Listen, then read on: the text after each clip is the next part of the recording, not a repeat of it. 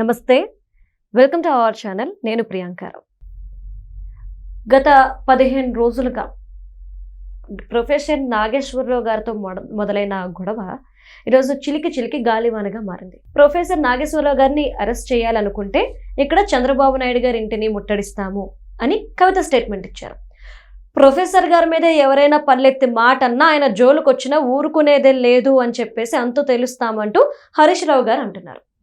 ఆ తర్వాత పాసం యాదగిరి గారు, ఈయన ఒకవేళ ఏపీ పోలీసులు గనక ప్రొఫెసర్ గారిని అరెస్ట్ చేయడానికి వస్తే వాళ్ళు గొంతుకు మీద కాలేసి తొక్కుతామంటూ స్టేట్మెంట్లు ఇస్తున్నారు. అసలు ఏం జరుగుతుంది ఇరు తెలుగు రాష్ట్రాల మధ్య? ఇప్పటి వరకు అందరూ కలిసికట్టుగా ఉన్నారు. ఇప్పుడెందుకు ఇలాంటి యుద్ధాలు చెలరేగుతున్నాయి? ఎవరిని టార్గెట్ చేశారు? టార్గెట్ లోకేష్, టార్గెట్ పవన్ కళ్యాణ్, లేదంటే టార్గెట్ టీడీపీ, టార్గెట్ జనసేన?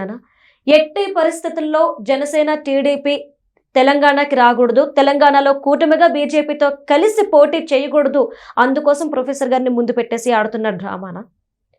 ఈ కుట్ర కోణం దేనికి సంబంధించింది? దీని వెనుకున్న ఆంతర్యం ఏంటి? ఈ వీడియోలో డిస్కస్ చేద్దాం. మనతో పాటు ప్రముఖ పొలిటికల్ ఎనలిస్ట్ డివి శ్రీనివాస్ గారు ఉన్నారు, ఆయనతో మాట్లాడదాం. నమస్కారం సార్. నమస్తే. ప్రొఫెసర్ గారు మనకు తెలుసు అప్పుడప్పుడు కాస్త వైసీపీకి అనుకూలంగా మాట్లాడతారు అని, కానీ ఇంతటి గొడవ చెలరేగుద్దని ఎవరు అనుకోలేరు. పవన్ కళ్యాణ్ గారు చాలా చక్కగా చెప్పారు, కేసులు పెట్టకండి, వదిలేయండి, ఇంతటితో అయిపోయింది అన్నారు. అయిపోయింది అని జనసేన సైనికుల్ని చల్లబరిచిన నెక్స్ట్ డేనే యుద్ధాన్ని మొదలు పెట్టేశారు. టార్గెట్ ఏంటి సార్ వీళ్ళది? అసలు దీని వెనుకున్న బ్యాక్ అండ్ పాలిటిక్స్ ఏంటి? గ్రేటర్ కాన్స్పిరసీ ఏంటది? భారీ కుట్ర. అంటే ఒక ఆర్గనైజ్డ్ కాన్స్పిరసీగా మీరు అన్నట్టుగా ప్రొఫెసర్ నాగేశ్వర్ ఆయన వీడియో యొక్క ఉద్దేశం ఏంటి? అక్కడ కూటమిని కొద్దిగా డిస్టర్బ్ చేయటం. ఏది? అమిత్ షా పేరు చెప్పి పవన్ కళ్యాణ్, నాదెండ్ల మనోహర్ వెళ్ళి జగన్ అరెస్ట్ చేయమన్నారు. అడిగితే ఏదో ఏంటది, ఈయన ఇన్స్టెంట్ ఫ్రెండ్, ఆయన లాంగ్ టర్మ్ ఫ్రెండ్ అనే ఒక భాషన జరగంది జరిగినట్టుగా, తనకి అక్కడికి ఏదో పెద్ద సమాచారం సోర్స్ ఉన్నట్టుగా పవన్ కళ్యాణే చెప్పాడు అంటూ అక్కడ ఉన్న కోర్ కమిటీ నాయకులు కొంతమంది తనకి చెప్పినట్టుగా నాగేశ్వర్ ఏ విధంగా అసలు తిమ్మిని బిమ్మిని చేస్తూ మాట్లాడాడు. ఉద్దేశం ఏంటి? కూటమిని డిస్టర్బ్ చేయటం. అంటే జగన్మోహన్ రెడ్డికి ఏదో కొంత ఇమేజ్ పెంచటం, అక్కడ ఆయన మైలేజ్ కోసం చేశాడు అనుకున్నారు. సరే, వీళ్ళు ఆగ్రహించారు, కేసులు పెట్టారు. ఆయన కూడా నాదెండ్ల మనోహర్ ఉపసంహరించుకోమన్నాడు కాబట్టి హుందాగా ఉపసంహరించుకుంటున్నా అన్నాడు. అయిపోయింది, ఇంతటితో వదిలేద్దాం అన్నాడు. తర్వాత తెలుగుదేశం టార్గెట్గా నడిచింది. వాళ్ళెవరో అఫీషియల్ దాంట్లో ఆయనకేదో మెళ్ళ కండవా వేసి పేటీఎం అనో ఏదో రాశారని, ఏబిఎన్ ఏదో చర్చకు పెట్టిందని టార్గెట్ తెలుగుదేశం, టార్గెట్ ఏబిఎన్ నడిపారు. నడిపిన తర్వాత అసలు యుద్ధం మీరు ప్రారంభించారు, నేను ముగిస్తా అన్నాడు. అవును సార్. ఎవరు? ప్రొఫెసర్ గారు మళ్ళా వీడియోలు వదులుతూ బిగిన్ చేశాడు. పవన్ కళ్యాణ్ వాళ్ళతో ఏదో చిట్ చాట్ పెట్టుకున్నాడు. అక్కడక్కడ సాధకులు, ఉద్యమీలతో మాట్లాడుతూ ప్రొఫెసర్ గారి గురించి మాట్లాడాడు. ఆయన అంటే నాకు చాలా గౌరవం, ఆయన కొడుకు పెళ్ళికి కూడా నేను వెళ్ళాను, ఇప్పటికీ ఆయన పట్ల నా గౌరవం అలాగే ఉంది. మా వాళ్ళని ఆ కేసులు వెనక్కి తీసుకోమని చెప్పాను, పోలీసుకు కూడా చెప్పాను వదిలేయమని. అంటే పవన్ కళ్యాణ్ నాగేశ్వర్ విషయంలో, కేసుల విషయంలో వదిలేయమని చెప్పానని ప్రకటించిన ఇక్కడ వరుసపెట్టి జర్నలిస్టులందరూ కూడా రెండు రాష్ట్రాల మధ్య చిచ్చు. అదే మీరు అన్నట్టుగా ఎవరో ఒక ఆయన ఏంటి అసలు ఏపీ పోలీస్ కుత్తికపై కాలేసి తొక్కుతాం, ఈయన కూడా భయపడ్డట్టున్నారు. ఎవరు? ప్రొఫెసర్ కూడా ఆయన వెళ్ళి డీజీపీని ఎవరినో కలిసినట్టున్నాడు.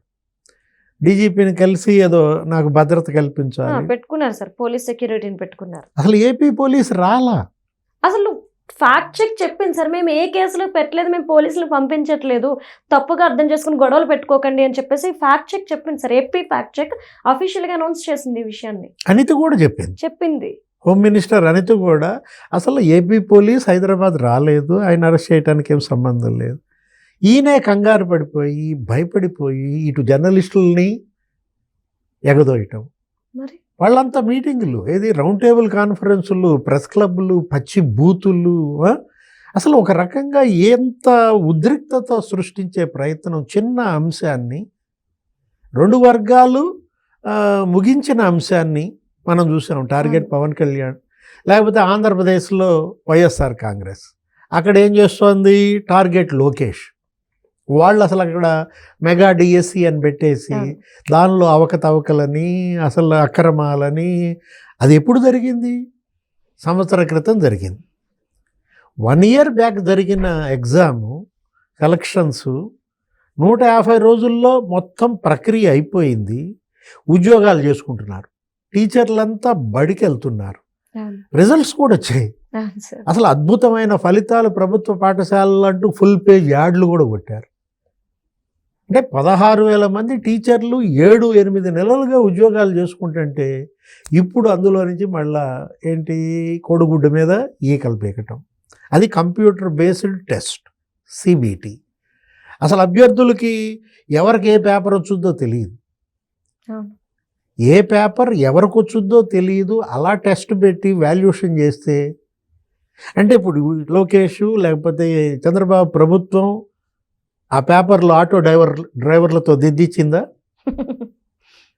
ఆ పేపర్లు ఏమన్నా వంట మనిషితో దిద్దిచ్చిందా? లేదుగా. అవి గతంలో జరిగాయి. గ్రూప్ 1 ఎగ్జామ్స్ అదే కదా. పిఎస్ఆర్ ఆంజనేయులు, దాత్రి మధు అరెస్ట్ అయ్యాడు. అంటే దాని మీద ఖర్చు పెట్టి మీరు ఇది కంపు చేస్తున్నారా, అల్లరి చేస్తున్నారా? అంటే ఇప్పుడు ఇవాళ నీ హయాంలో నువ్వు మెగా డిఎస్సి పెట్టకుండా వీళ్ళు సక్సెస్ఫుల్గా 16,000 పోస్టులు ఇంకో డిఎస్సి పిలిచారు. టార్గెట్ లోకేష్ ఎందుకు అక్కడ? కేవలం విద్యాశాఖనే ఎందుకు టార్గెట్ చేస్తున్నారు? టార్గెట్ పవన్ కళ్యాణ్ ఎందుకు ఇక్కడ? అంటే 2 తెలుగు రాష్ట్రాల్లో మీరు అన్నట్టుగా ఇంట్రోలో మీరేమన్నారు, రేపు స్థానిక సంస్థల ఎన్నికలు వస్తున్నాయి. అసలు రాబోయే ఎన్నికలకు కూడా మళ్ళా ఇక్కడ ఎన్డీఏ, బీజేపీ, తెలుగుదేశం, జనసేన ఇక్కడ పొత్తుతో పోటీ చేస్తాయి. అంటే అటు కాంగ్రెస్ విఫలమైంది, ఇటు బీఆర్ఎస్ 10 ఏళ్ళు అసలు దోపిడీ, అవినీతి కుంభకోణాలు, కేసులు మనం చూసాం. జైలు, కవిత జైలుకి వెళ్ళింది.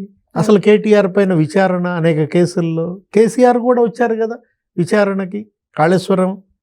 అంటే ఇలాంటి పరిస్థితుల్లో అటు బీఆర్ఎస్ ఇటు కాంగ్రెస్ ప్రజలు ఇటు ఒకసారి చూశారు కాబట్టి మళ్ళా బీజేపీ కావాలనుకుంటారనా?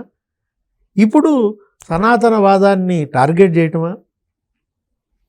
అంటే టార్గెట్ పవన్ కళ్యాణ్ అంటే ఇక వీళ్ళంతా వస్తున్నారు, మొత్తం దక్షిణాది రాష్ట్రాలన్నిటిల్లో పవన్ కళ్యాణ్ తిరుగుతున్నాడు, ఆయన ఒక సనాతనవాదం అంటూ వెళ్తున్నాడు. అంటే వీళ్ళు ఇవాళ పవన్ భుజాలపై తుపాకీ పెట్టి బీజేపీని పెంచాలనా? అదేదో ఒకళ్ళు మళ్ళీ వీడియోలు చేశారు. ఏంటి అక్కడెక్కడో 10 ఎకరాలు చెరువు కబ్జా చేశాడు పవన్ కళ్యాణ్. అవును సార్, మర్చిపోయిన ఇది కూడా చెప్పడం. అవును. అంటే ఇప్పుడు అది ఎప్పుడు కొనుక్కున్నాడు ఆయన? ఎప్పుడు రిజిస్ట్రేషన్ అయింది? ఎన్నేళ్ల నుంచి అక్కడ ఆయన ఫామ్ హౌస్ మనం చూసాం, అనేక ఫోటోలు. అక్కడికి వెళ్ళి ఆయన అక్కడ గోవులు, ఆవులు, పంట పొలాలు, ఒక రైతుగా ఆయన సాగు ఇవాళది కాదు కదా. అంటే 10 ఏళ్లుగా కేసీఆర్ గుడ్డి గుర్రం పళ్ళు దువ్వాడా? ఆయన ముఖ్యమంత్రిగా 10 ఏళ్ళు ఉన్నప్పుడు ఈ ఫామ్ హౌస్ లేదా? అప్పుడు ఉంది. అప్పుడు మరి ఈ చెరువు కబ్జా అనేది అప్పుడు ఎందుకని మీరు బయట పెట్టలేదు? ఇప్పుడు కొత్తగా ఈ చెరువు ఏంటి? యాక్చువల్గా మ్యూటేషన్ అయిపోయింది, డివిజన్ అయిపోయింది. స్పష్టంగా ఆధారాలన్నీ మీరే చెప్తున్నారు. కోడి చెరువు అంట. అంటే ఇవాళ కేవలం ఇదే మనకు కనపడుతుంది. ఎక్కడ తెలంగాణలో కూడా బీజేపీ వస్తుంది అనే ఒక భయంతో బీజేపీని అడ్డుకోవటం కోసం పవన్ కళ్యాణ్ని ముందు పెట్టి ఆడుతున్నటువంటి నాటకమా, చేస్తున్న కుట్రల? ప్రజలు ఏమైనా పిచ్చోళ్ళ? మీరు చేసిన కుట్రలు, మీరు చేస్తున్నటువంటి ఇదంతా నమ్మడానికి విష ప్రచారం. సార్, నాకు ఒకటి అర్థం కానిది ఏంటి అంటే, ఇంత ఇష్యూ జరుగుతున్నప్పుడు గతంలో బీఆర్ఎస్ పార్టీ వాళ్ళు 10 ఏళ్ల క్రితం ఏపీ వాళ్ళు ఇక్కడ నుండి వెళ్ళిపోండి, మీకు ఉండే హక్కు లేదు, ఇది మాది అన్నారు. అయిపోయింది, ఇంక అంతటితో ఆ వివాదం ముగిసిపోయింది. ఇప్పుడు కాంగ్రెస్ వాళ్ళు మళ్ళీ ఆ లైన్ పట్టుకున్నారు. అంటే జనసేన నువ్వు ఇక్కడికి రావద్దు, నువ్వు వెళ్ళిపో అని చెప్పి జనసేనకి చెప్తున్నారా? లేదంటే ఇక్కడ ఉన్న జర్నలిస్టులు ఎవరైతే కంపెనీస్ వీళ్ళందరూ ఉన్నారో మీరు ఏపీ వాళ్ళు మీరు వెళ్ళిపోండి అంటున్నారా? కాంగ్రెస్ పార్టీ ఎందుకు పట్టుకుంటుంది లైన్? అంటే కాంగ్రెస్ పార్టీయే కాదు, ఆయన రేవంత్ రెడ్డి నిన్న ఎన్టీఆర్ విగ్రహం ఆవిష్కరించాడు. అవును సార్. రేవంత్ రెడ్డి ఎన్టీఆర్ విగ్రహం ఆవిష్కరించిన వెంటనే మళ్ళీ బిగించేశారు. వెంటనే అయింది ఇది. ఎన్టీఆర్ ఆంధ్రావాడంట. ఎన్టీఆర్ ఆంధ్ర వాడైతే ఈ ఉమ్మడి రాష్ట్రానికి ఆయన ముఖ్యమంత్రి కాదా? చేశారుగా. ఆయనే కదా ఇక్కడ పటేల్ పట్వారీ వ్యవస్థ రద్దు రద్దు చేశాడు. ఆయనే కదా ఈ శ్రీరామ్ సాగర్ ప్రాజెక్టు, నిజాం సాగర్ ప్రాజెక్టు, మొత్తం ఇరిగేషన్ ప్రాజెక్టులు తెలంగాణలో ఇవాళ ఈ మాత్రం అభివృద్ధి జరిగిందంటే అప్పుడు ఎన్టీఆర్ పాలన, ఆయన తీసుకొచ్చిన సంస్కరణలు. కేసీఆరే ఎన్టీఆర్ మగవాడని అసెంబ్లీలో చెప్పాడు. అంటే ఎన్టీఆర్ గురించి ఆయనే కదా మొన్న జరిగిన జూబ్లీ హిల్స్ ఎలక్షన్స్లో ఎన్నికల్లో విగ్రహం పెట్టడానికి మేము సుముఖంగా ఉన్నామని చెప్పి కేటీఆర్ చెప్పింది. ఆయన పేరుని వాడుకొని ఎలక్షన్లోకి వచ్చారు కదా సార్. ఆయన అసలు ఖమ్మంలో విగ్రహాన్ని ఆయనే ఆవిష్కరించాడు. మరి అంటే ఇప్పుడు ఇక్కడ ఎన్టీఆర్ అందరి వాడుగా అటు బీఆర్ఎస్ అయినా, ఇటు కాంగ్రెస్ అయినా, అటు తెలుగుదేశం అయినా, బీజేపీ అయినా అన్ని పార్టీలు ఆయన పార్టీలకు అతీతంగా, అక్కడ తమిళనాడులో అన్నాదూరై ఎలాగో ఇక్కడ తెలుగు రాష్ట్రాలకి ఎన్టీఆర్ ఒక అన్నగా. ఇలా ఉంటే రేవంత్ని టార్గెట్ చేయడం కోసం మీరు ఎన్టీఆర్ని టార్గెట్ చేస్తే అసలు ఎందుకు? ఇప్పుడు భౌతికంగా విడిపోయాం, రెండు రాష్ట్రాలు సపరేట్, ఎవరి జీవితం వాళ్ళు గడుపుతున్నారు. మళ్ళా దీన్ని అడ్డం పెట్టుకుని ఆంధ్ర వాళ్ళు ఇక్కడ ఉండకూడదంటే అక్కడ నువ్వెవరు చెప్పడానికి ఉండకూడదని. అంతే కదా. ఇప్పుడు అతను ఇక్కడ ఇల్లు కట్టుకున్నాడు, అతనికి ఇక్కడ ఆధార్ ఉంది, అతను ఇక్కడ ఓటరు, అతనికి ఇంకా ఆంధ్ర ఏంటి? మళ్ళా సెటిలర్ల కాళ్ళలో ముళ్ళు గుచ్చుకుంటే పంటితో తీస్తా అంటాడా? గుర్తుందా కేసీఆర్ మాటలు? అంటే ఓట్ల కోసం వీళ్ళు ఆడుతున్నటువంటి నాటకాలు. వాళ్ళ ఓటర్లు ఏమన్నా పిచ్చోళ్ళ? వాళ్ళు ఇంకా తెలివైన వాళ్ళు sir. Right. Thank you so much.